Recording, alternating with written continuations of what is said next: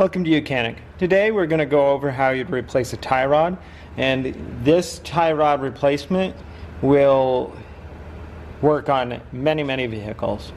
They're all fairly basic. Your tie rod might look a little bit different depending on what vehicle you're working on, but it's going to be basically the same type of install and install. So what we're going to do is we're replacing the tie rod end because say this bushing goes bad and you got a lot of slop in your steering.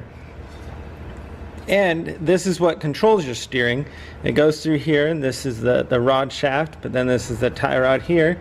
And so without this tire would independently go wherever it wants to go.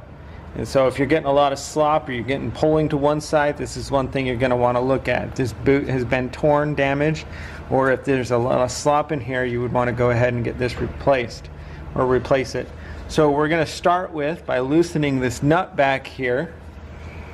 So we're going to start with there's a nut right here, and we're going to loosen that. It has, you can get your wrench on here, and also you can get a wrench here to hold it in place. But first, since we haven't undone this side,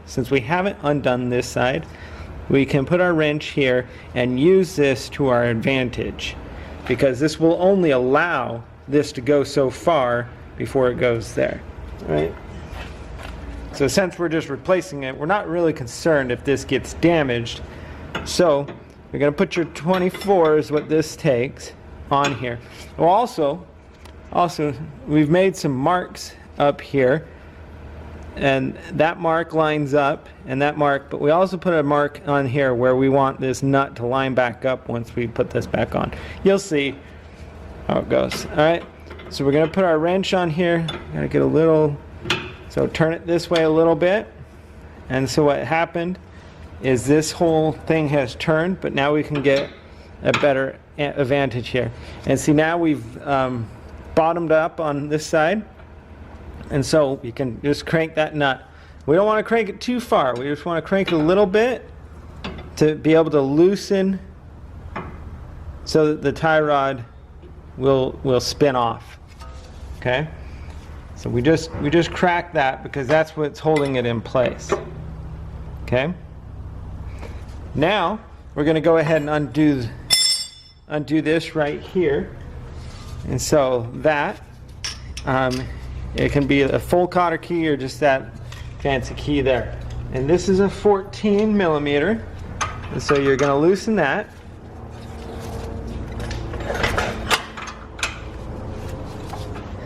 And we're fortunate we lucked out, it just loosened.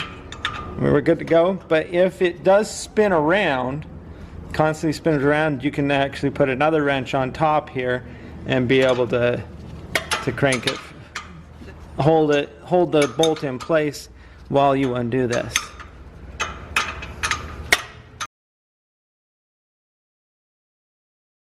So we get that loose, and we can try, because we got to get this to pop free. So we can either try to hit it with a hammer, and it may or may not work. If not, then we'll use a puller. There we go.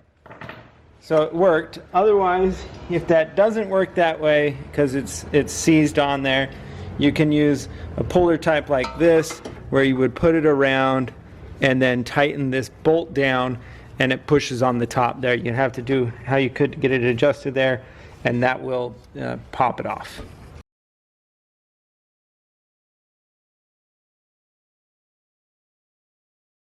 So now let's drop down and see, we already loosened that bolt up there. So we're going to just go ahead and spin this off.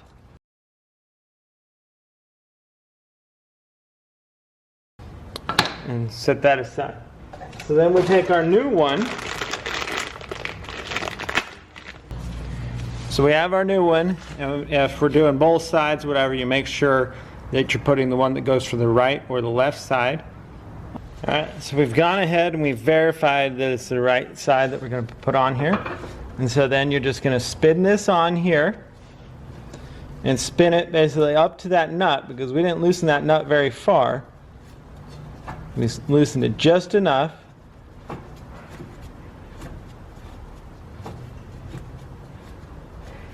for this to be able to come off.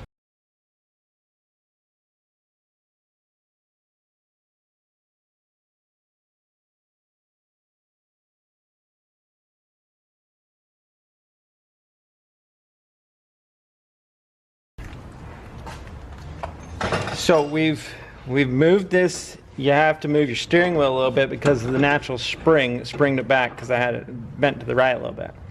And we've got this as close as we can to that nut without going around.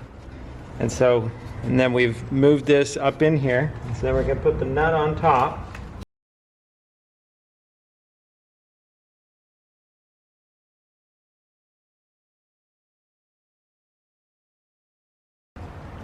So it's seated up in there and it's been tightened, and I couldn't really go any further with going like too tight, so that you back it back a teeny bit to where you can put your cotter key in there to be able to hold this so that the bolt doesn't move one way or the other.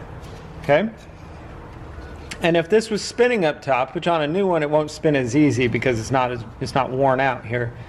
But if this was spinning, you would put a wrench on top here while you're tightening here.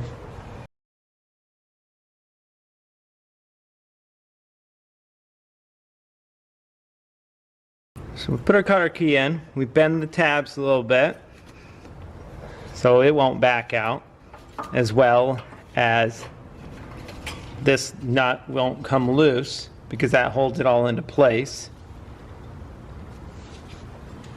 So you do that. And then you're going to tighten this nut over here up against this.